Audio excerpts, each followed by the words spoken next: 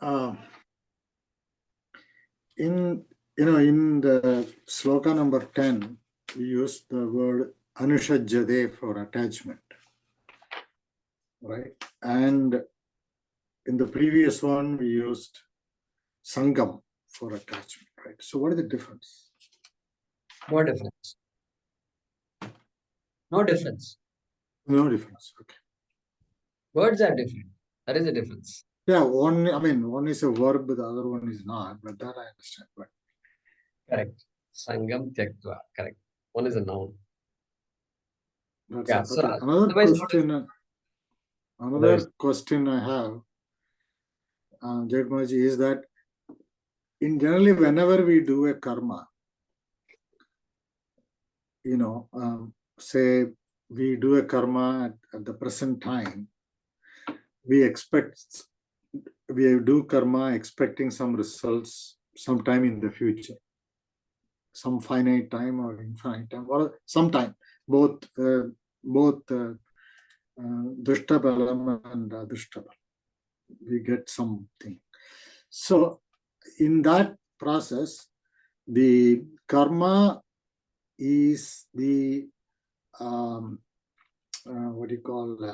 means to attain the karma or the goal.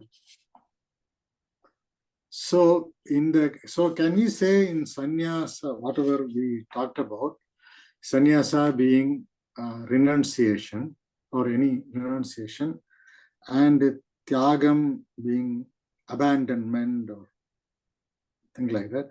So is the reverse true, like in the sense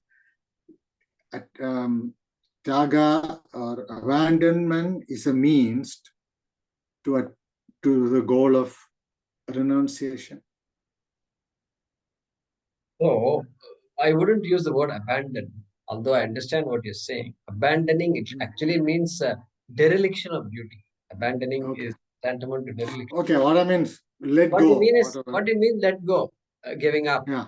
Renunciation, that word is being used. So renunciation is born of knowledge. And so renunciation, people use it for people like sannyasi and all that who renounce it.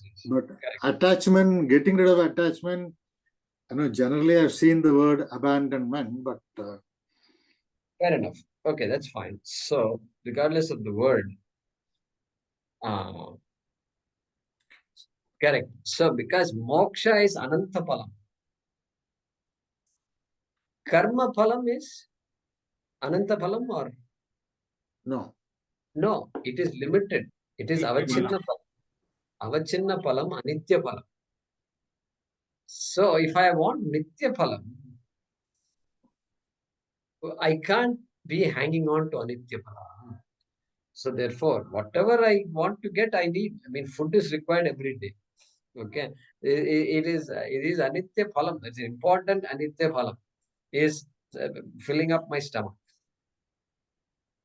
Anitya phalam, but important for the survival. So anitya phalam will continue to be there. Okay, that's why niyatam kuru karmatvam or nahi kaschit kshanam. So nobody can say I will stop doing karma from today because Krishna said. Krishna never said that. And so karma phala tyagaha means what? This insistence that karma phala fulfillment is needed for my emotional and spiritual fulfillment. Look at that. Insistence that karma fulfillment. Every karma should get me the desired result. If that is my attitude, then that is going to be against my moksha purushartha. Because no karma, there is no guarantee that any karma is going to produce any result. People will say, even the non-religious person will say, you are impractical, my dear friend. You got to keep working at it. That's all. The non-religious person also will say the same thing. In fact, practical. That's practical advice. And the non-religious person will say, you're worrying a lot about what you're going to get. I'm studying Bhagavad Gita and I'm worrying a lot. He's saying, worry is not going to produce anything for you. Not going to produce anything for you. So let things come and do. There are things you should do now, do. Work at it. But otherwise, there's no point worrying. Yes, that guy is talking like a sannyasi only, as far as I'm concerned. And so that guy, non-religious guy, has abandoned karma phalam, attitudinally abandoned karma phalam. He has not abandoned karma phalam literally. Karma phalam is there, but abandoned the attachment to that karma phalam. That person not attached at all. That person will take whatever comes in the, what do you call it? Takes it in the stride, in a stride. Stride is the word, I think. So that, yeah, that's the idea, Mahesh. Yeah, so because without giving up my Prayojanam, attachment. without expecting results, you can't do anything. Prayojanam anuddishya mandopina pravartate.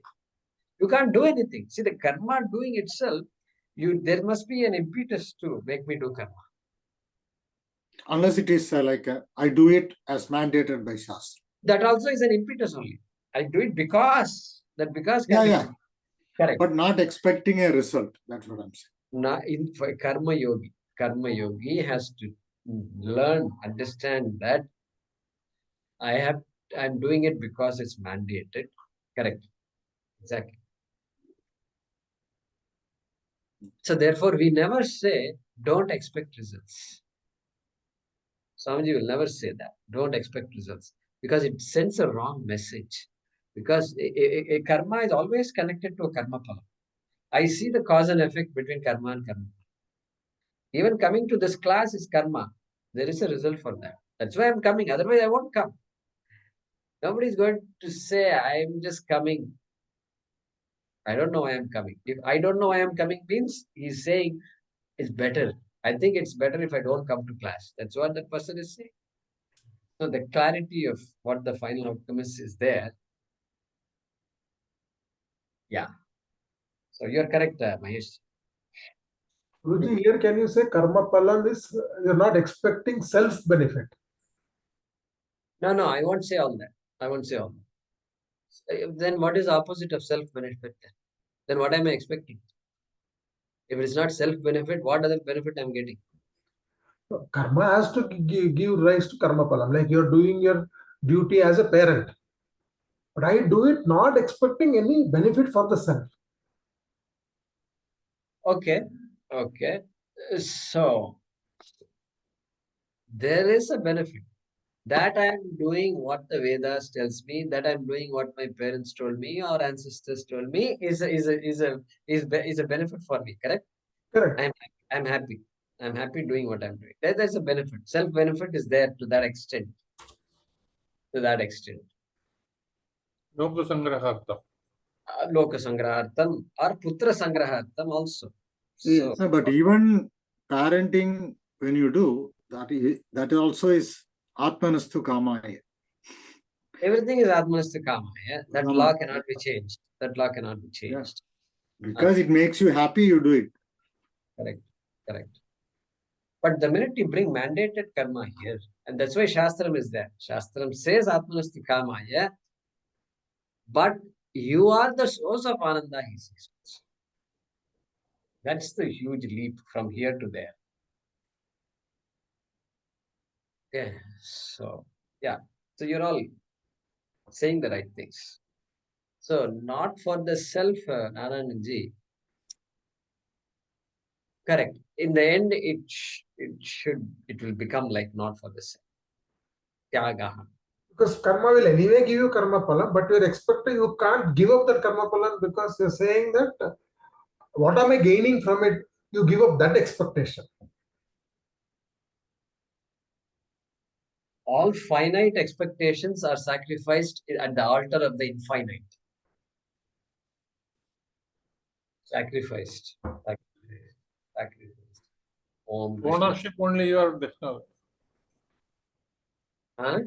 That ownership of the karma palam only you are renouncing. Right. Correct.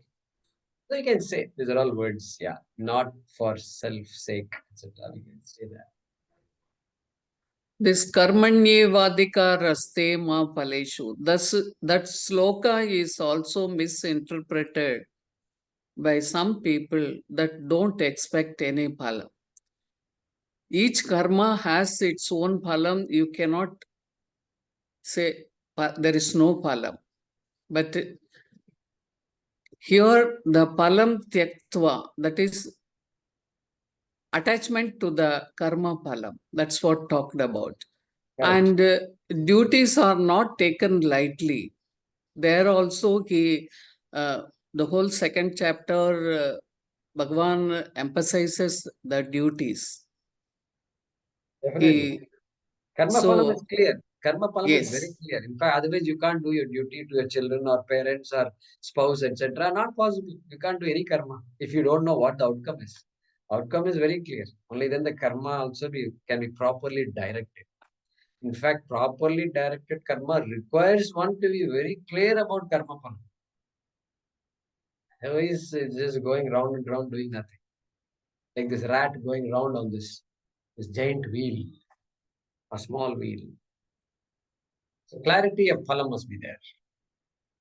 So giving up karma does not mean giving up clarity of karma phalam. Correct. Yeah, Prasad, go ahead.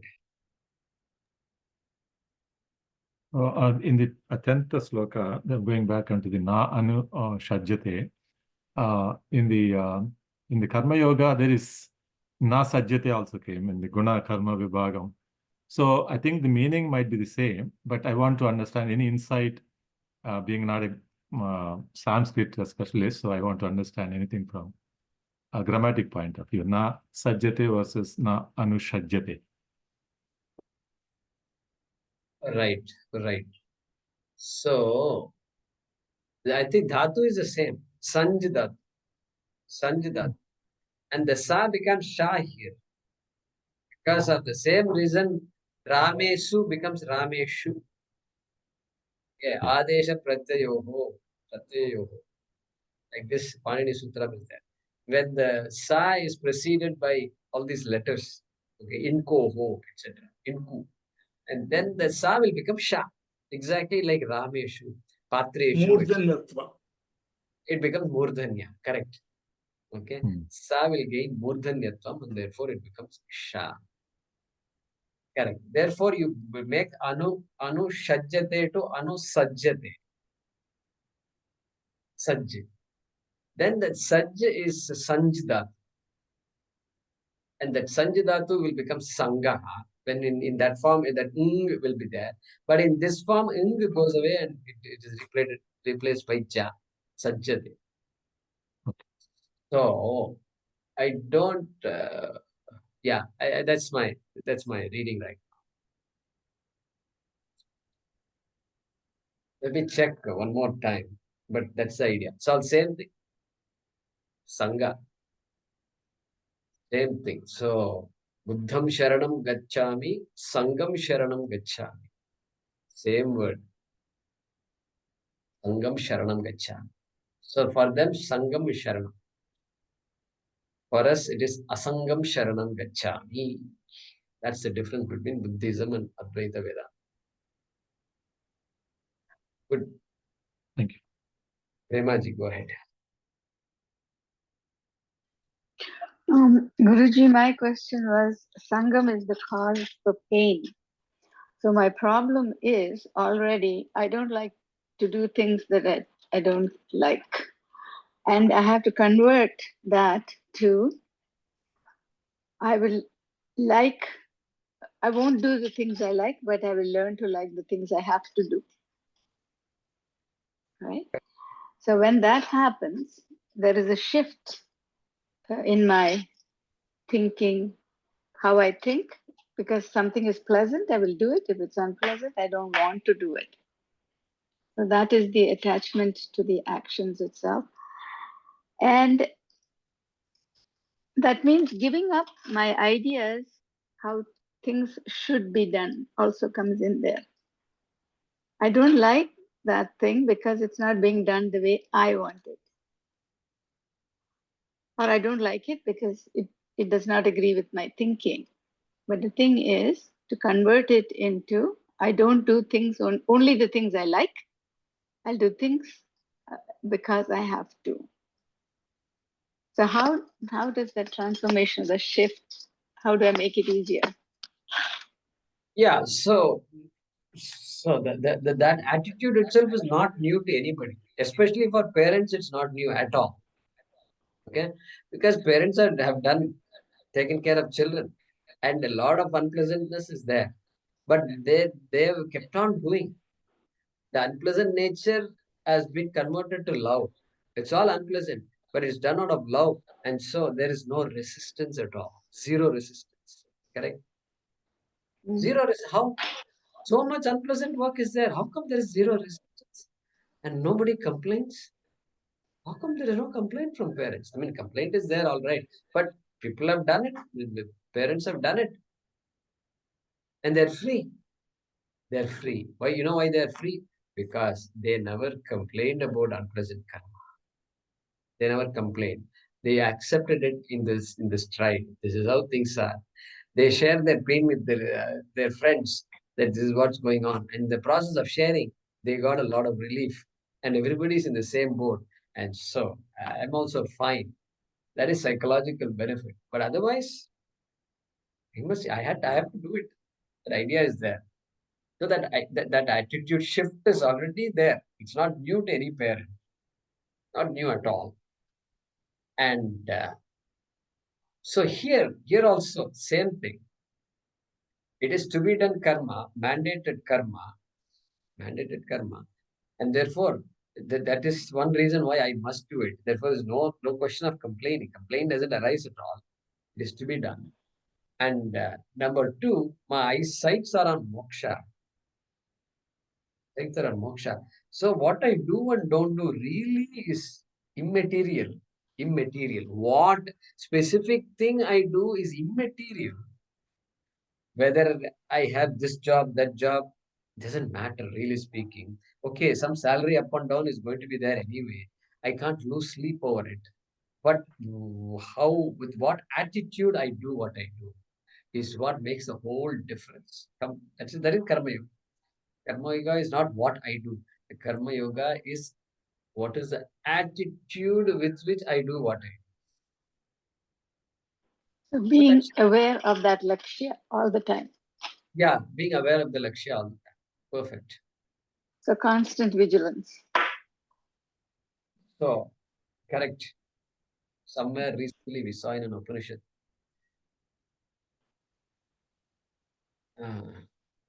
Vigilant. Some word came somewhere recently. I don't know if we studied it or not. But yeah, correct. Alertness is there. Alertness is there until I don't have to become vigilant like this. Vigilant means it looks like you're be careful. Yeah. No. So initially vigilance is required until I no longer need to be vigilant. Thank you, Guruji. Yeah. Thank you. Hemaji, go ahead. Can Janaka be called a Gauna sannyasi? So in the shloka, we have this Bhagavad Gita shloka. The shloka starts like this. The shloka where Loka Sangraham Evapi Sampashyan Karta Janakadayaha. So it says Karmanai Vahi Samsiddhim Asthita Janakadayaha Loka Sangraham Evapi Sampashyan Kartumarhasi. So there Janaka is quoted in that shloka. So Shankaracharya says you can take it both ways. He gives an explanation where Janaka is not a jnani. Not a jnani. Then also you have to serve, like Janaka used to serve. He is a karma yogi. He is doing what is to be done. Loka sangraha evapi. Then he says, you can take Janaka as a jnani also. Look at the interpretation, how they think. What if Janaka is a jnani? Then also no problem. That person has to do, that duties are to be done exactly like a non-sannyasi or non-jnani. Okay. In the first case, Ajnani is doing that duty and Antakarana Shuddhi comes. Correct? For a Jnani, Antakarana Shuddhi is not needed. It's there anyway, and it has given the result to jnanam also. So that person doesn't need to do it for the sake of antakarana shuddhi. Then why should you do it? Loka sangraham evapi. Do it for the benefit of humanity, which is what all our sannyasis do. They do for the benefit of humanity because they themselves don't need all this. So, good question. Shankaracharya addresses that. And one more thing, that karmanyeva adhikaraste, why ma he said and na, he didn't use na paleshu. That is where all the Yeah, ma is an emphasis. Ma is an emphasis on the na. It's an emphatic. improvement. It's an improvement on na. It's or an emphatic na. It's an emphatic na. Emphatic na. Okay. Never, not no. Never. N-E-V-E-R. Never ever. Correct. Nowadays children say never ever. They say. Never And is not one more enough. thing. Never is not enough. Never ever also. Never ever. Kadapi. Na. Na kadapi. Actually, one more thing. When we were young, we didn't have choice in food. I mean, we can't say we don't like any food. So whatever is served, we have to eat. So my mother used to say, anything if you don't like, you eat it first. In the same way, any work, any chore, whatever it is, if we didn't like it, she would say, do the thing you don't like. You do it first. And then reserve the thing you like for the later. I mean, that's a good attitude, I think. All of us are familiar with that. Yeah.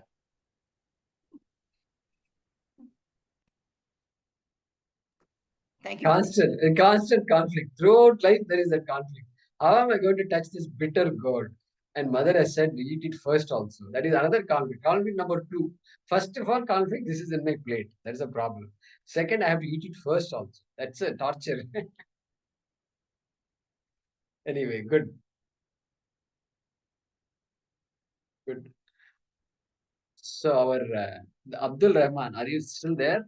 Abdul Rahman? Yeah, I'm still here. Very good. He wanted to introduce himself. So go ahead, Abdul. Tell us about you. Where are you from, etc. Yeah. So hi all. Hi Guruji. Hi all. I'm from Toronto. I'm dialing in from Toronto, Canada. And my motivation for this, for attending this satsang was I've been looking into Vedantic philosophy for quite a bit of time, mostly on my own, and then also discussion with friends. And I thought this would be a good opportunity to just join in and learn from like-minded people. And what's your background? Where are you from? How did you end up in Toronto? Or were you born in Toronto or what? No, so I'm from Pakistan actually, and I was born in Middle East. I've lived quite a while in the Middle East, and then I went to Pakistan for a bit, and then I came for my education to Toronto, and I started working over here, and I've lived here for like around 15 years or something. Very good. Very good. And what do you do, Abdul? I'm in cybersecurity and AI, so I actually did my compeng over here, computer engineering over here, and I started working on the software R&D side of things. And recently, I've been working and leading projects on cybersecurity and AI. Very good. Very good. When did you start getting exposed to this Vedanta? So I randomly picked up a book in my library at the University of Toronto Library when I was studying still. It was by Ramana Maharishi, Who Am I? I mean, I looked into the book and all. At the time, I didn't know that there was this whole Vedantic side to the Hindu religion. And I mean, I thought that perhaps this was a one-off idea from Ramana Maharishi. And then slowly, when I started talking to some folks, like I discovered that there was this whole Vedantic side to the religion. And then I started looking into Bhagavad Gita. I started reading Adi Shankaracharya, Viveka Chudamani, like some of his works, Swami Vivekananda, stuff like that. So I've been reading it on and off for quite a bit of time, and then I've been discussing with quite a few friends who are actually into Vedanta and this philosophy. Very good, very good. Good, So, yeah. Good, Abdul, you are in the right place. Sorry? so You are how in the did, right place. Yeah, thank you. I so mean, how did I'm you, looking forward to learning from you all. yeah, but how did you end up this meeting, this organization? I know that's very odd, strange, you know. I was just Googling into whether there are online sessions for like their online satsang. Uh, and I came across a few.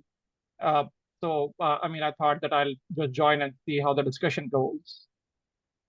And one thing that attracted me about you was that you're from North America, so you actually did your PhD over there. So I thought that okay, and then perhaps like you at some point in your career you started looking into Vedantic philosophy. So I thought that you might have gone through similar experiences as me, like that whole North American rat race. So I thought I'll be learning some of that, like some of your perspectives from that angle as well.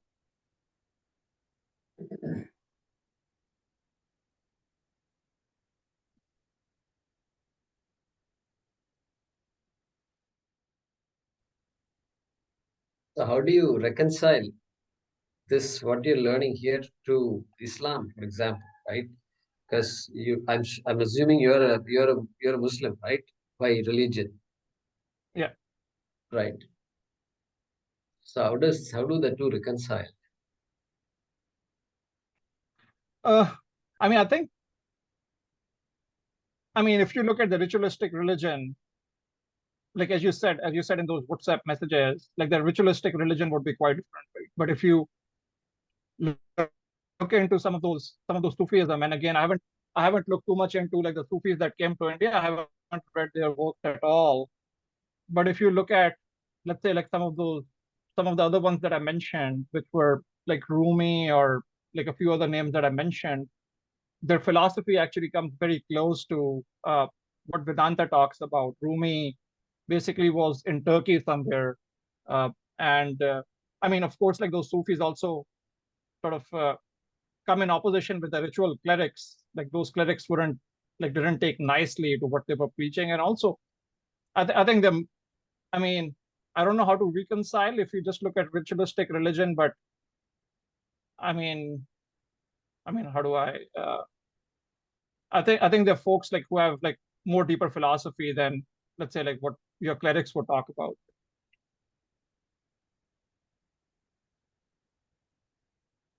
And for me, I mean, like whether I'm able to reconcile this with Islam or not, I think like it's more exploring my own deeper nature, my own essence is what this is for me.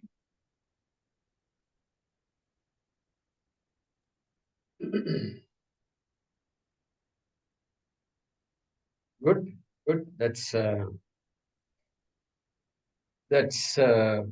samskara that you come with, right? So, which takes you away from mainstream religion, mainstream Islam, and that's good that you have time to do that and been studying, and you got to have supportive family. You got to have support. You got to have a support structure somewhere where you are, right? Your family, you have children and all. No, I don't. Okay. So in professional interviews, we are not supposed to ask you those questions. You know, are you married? What's your religion? But this is a different family, and so we just share what we are, and so you may not mistake me for this discussion. Good. So you understand the sensitivities I raised in our communication, and what choices we are faced with, Hindus are faced with in society. And so that's there in the mind, even though Vedanta says everything is same, etc. but we can't ignore certain realities. So that was the basis of that discussion. All right, so welcome, and there's a lot of words we are throwing around. I don't know how much you can follow. I mean, the essence you are able to follow because you already have the background, but there's some other things that probably you will pick up along the way.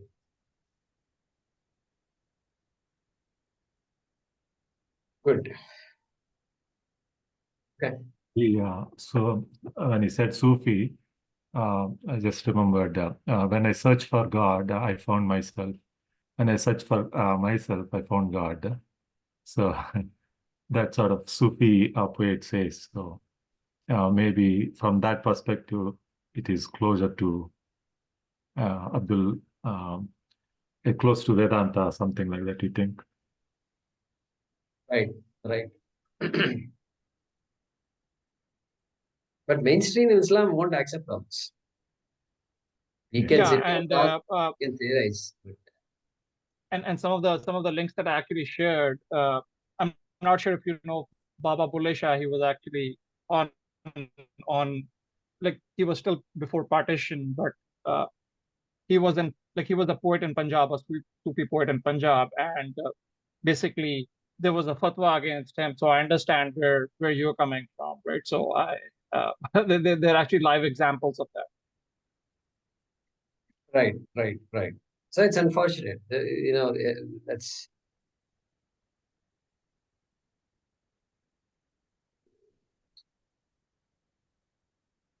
And then that other example that I gave, which is of Al-Hallaj, which again was, I think, like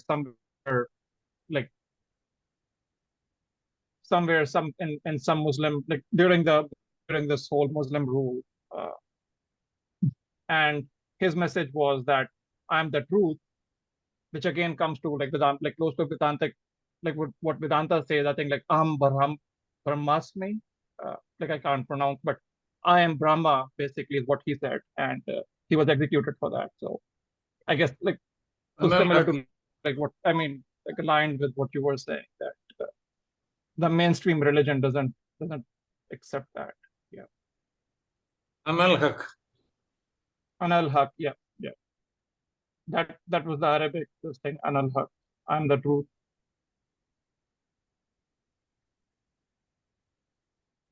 okay.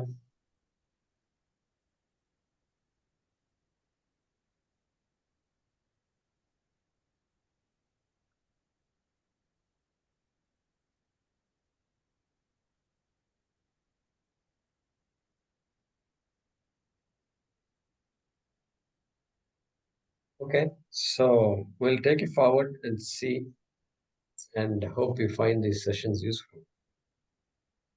No, thank you, Guruji. Thanks for all the work that you're doing.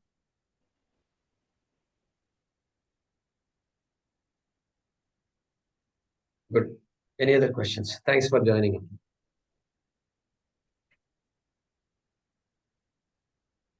Yeah, we'll conclude with that.